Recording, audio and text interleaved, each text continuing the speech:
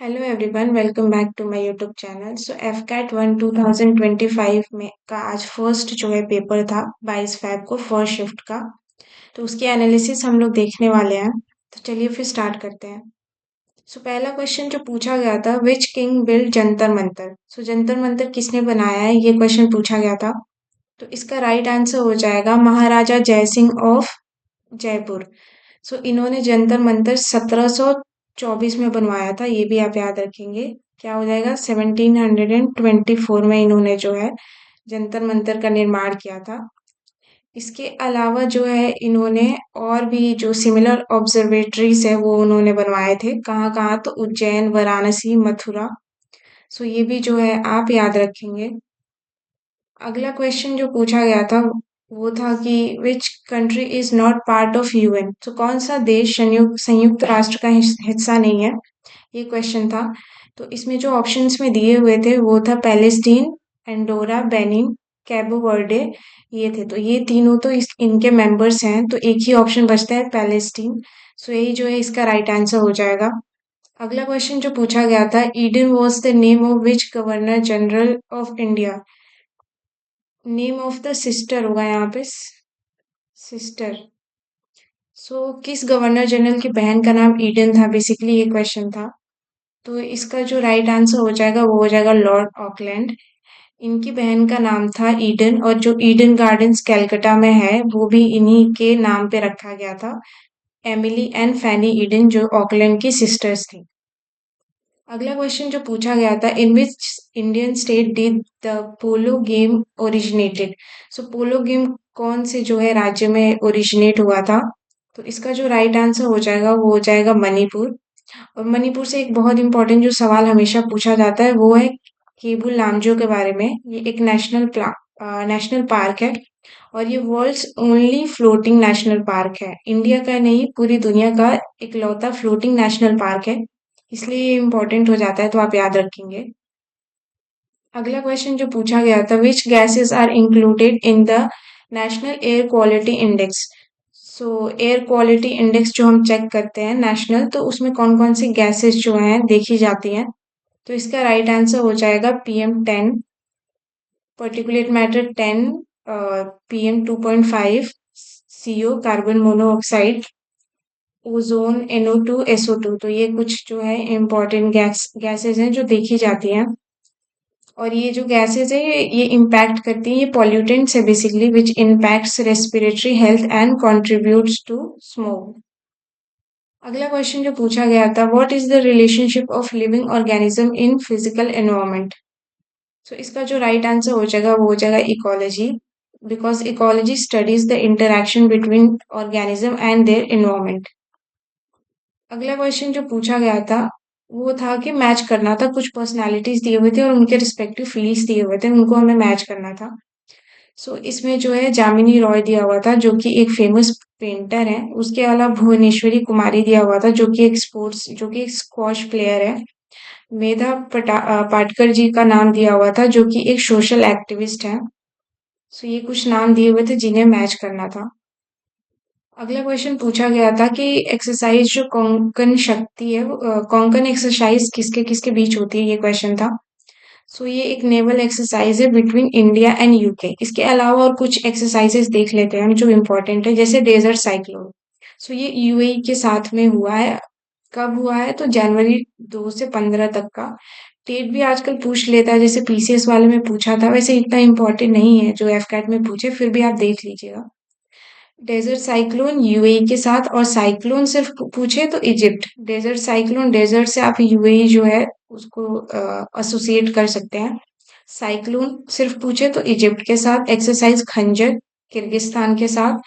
सदा तनसीक जो है वो सऊदी अरेबिया के साथ में हुआ है। अगला क्वेश्चन जो पूछा था वो था आर्टिकल 368 के बारे में। सो आर्टिकल 368 में क्या है, तो ये जो है ये इसमें जो मेंशन्ड है, that is power of parliament to amend the constitution. So constitution में अमेंडमेंट के लिए जो है एक पावर है आर्टिकल 368 के थ्रू।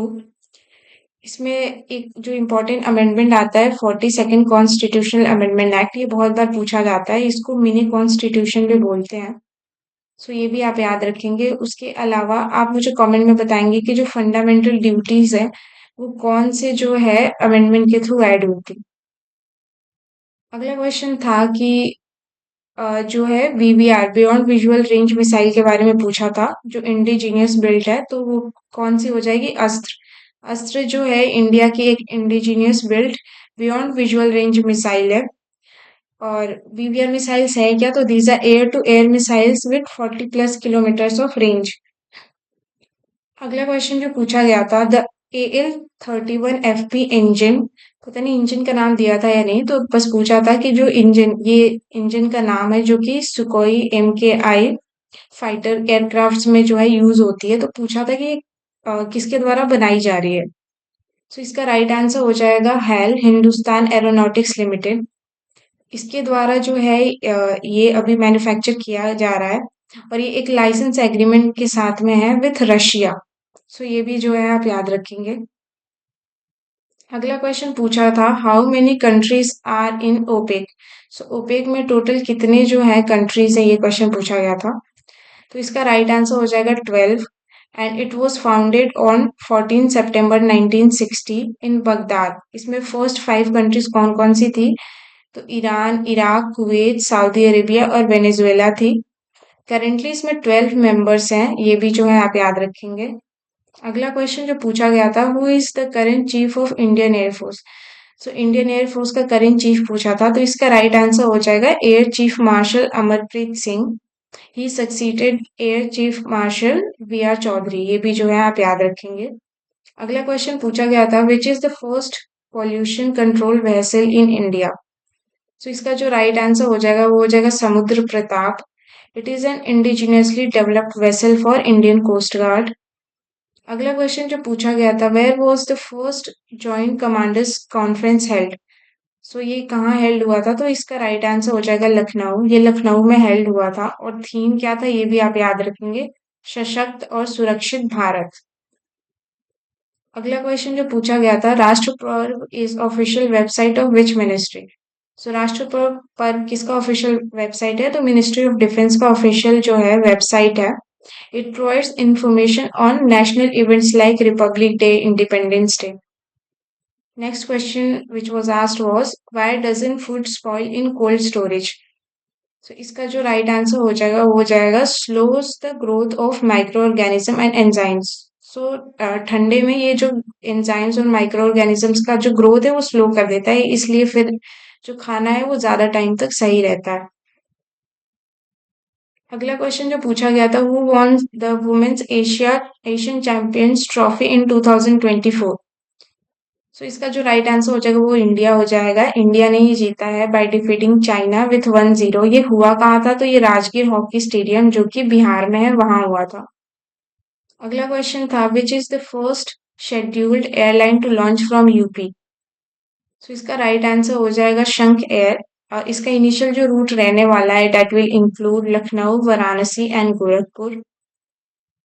अगला क्वेश्चन पूछा गया था, which of the following is not correctly matched. So जो है मैचिंग दिया हुआ था, जिसमें बहुत सारे जो है ये पासेस दिए हुए थे, जिसमें से जो नथुला पास है वो रॉन्गली मैच था, क्योंकि वो अरुणाचल प्रदेश उसका दिया हुआ था। बट इसका राइट आंसर क्या होगा? नथुला कहाँ है? तो सिक्किम में। अगला क्वेश्चन जो पूछा गया था, INS Surat is a guided missile destroyer and the fourth and final ship of which project. तो ये आपको याद क्या रखना है इसमें कि INS सूरत क्या है? तो ये एक गाइडेड मिसाइल डिस्ट्रॉयर है, ये याद रखेंगे। और ये किसके अंतर्गत आया है? तो प्रोजेक्ट 15B, जिसको हम विशाखापट्टनम क्लास भी बोलते हैं। अगला क्वेश्चन जो पूछा गया था, which of the following is not a legal tender. तो इनमें से कौन सा लीगल टेंडर नहीं है? So bills of exchange, bank drafts, postal orders, cheque, इनमें से कोई भी जो है लीगल टेंडर नहीं होता है। उसके अलावा जो 2000 की नोट जो अभी जो है वो लीगल टेंडर अभी भी है, ये आप याद रखेंगे। मे बी अब आप सोचे कि वो बंद हो गई है तो लीगल टेंडर नहीं है, तो नहीं, वो लीगल टेंडर है, बस उसको विड्रॉ कर लिया गया है। अगला क्वेश्चन था, why do detergents remove oil stains from clothes. So इसका राइट आंसर हो जाएगा, because they reduces surface tension between water and oil. So ये कुछ क्वेश्चंस थे जो आए हुए थे। पेपर जो है, जो हमेशा जैसा रहता है वैसा ही इसका पैटर्न था, कुछ अलग जो है पैटर्न नहीं आया था। वही सेम जितने की जो है इंग्लिश के क्वेश्चंस 30, जीके 25, रीजनिंग रीजनिंग के 25 और फिर मैथ्स मैथ्स के 20 क्वेश्चंस। सो यही पैटर्न था। और जो भी क्वेश्चंस में भी जो देखने को मिल रहे हैं, जो प्रीवियस ईयर क्वेश्चंस जैसे पैटर्न रहता था वैसा ही है। सो पेपर सही था। बाकी जिनका आने वाले शिफ्ट में एग्जाम्स हैं उनके लिए फिर ऑल द बेस्ट।